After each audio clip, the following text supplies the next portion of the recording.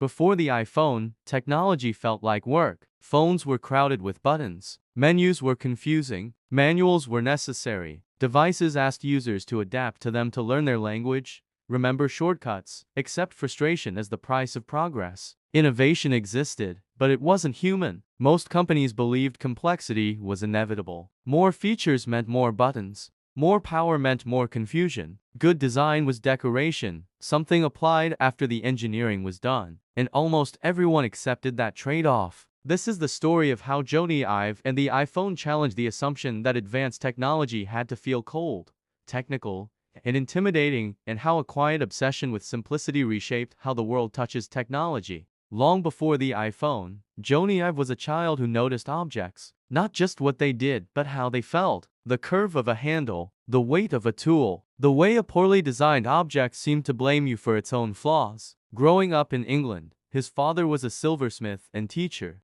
He taught students to respect materials, to think about intention, and to understand that making something well was a form of care. That lesson stayed with Jony. Design, to him, wasn't about style. It was about empathy. When Jony Ive joined Apple, the company was struggling. Its products were cluttered, inconsistent, and uninspired. Apple was close to irrelevance. Then Steve Jobs returned and something rare happened. Jobs didn't see design as surface-level polish. He saw it as the soul of the product. He found a kindred spirit in Ive. Together, they believed that technology should disappear, that the best interface was one you didn't notice, that simplicity wasn't the absence of features, but the result of deeply understanding what mattered and removing everything else. This philosophy would soon be tested. Phones, at the time, were a mess. Keypads dominated the front. Screens were small. Software was an afterthought. Carriers controlled features. Manufacturers competed by adding more buttons, more menus, more confusion.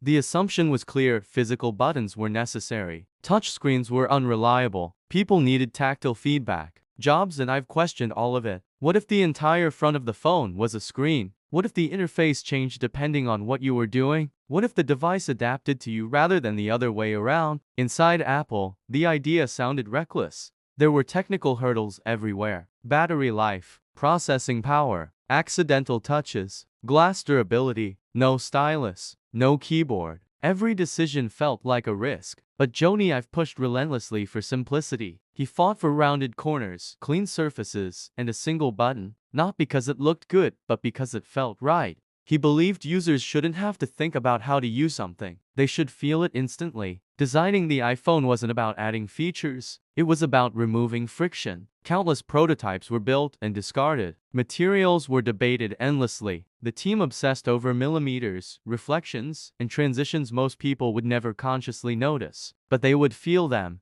The moment of breakthrough wasn't a single invention, it was a realization. Multi-touch wasn't just a feature, it was a language. Pinching, swiping, tapping, these gestures mirrored the physical world. You didn't need instructions, you already knew how to do them. For the first time, a computer responded to human instincts. When the iPhone was unveiled, reactions were mixed. Some were stunned, others were skeptical. Critics mocked the lack of a keyboard. They questioned battery life. They doubted anyone would want a phone without buttons. Competitors laughed, but users didn't. They picked it up and understood it. That was the power of Jony Ive's design philosophy. It didn't demand explanation. It invited touch. The iPhone didn't just change phones. It changed expectations. Suddenly, software had to be beautiful. Hardware had to feel personal. Interfaces had to be intuitive. Buttons became optional. Screens became primary. Entire industries scrambled to catch up. App ecosystems exploded. Photography became universal. Navigation became natural. The phone transformed from a tool into an extension of self. And beneath it all was designed not as decoration, but as leadership.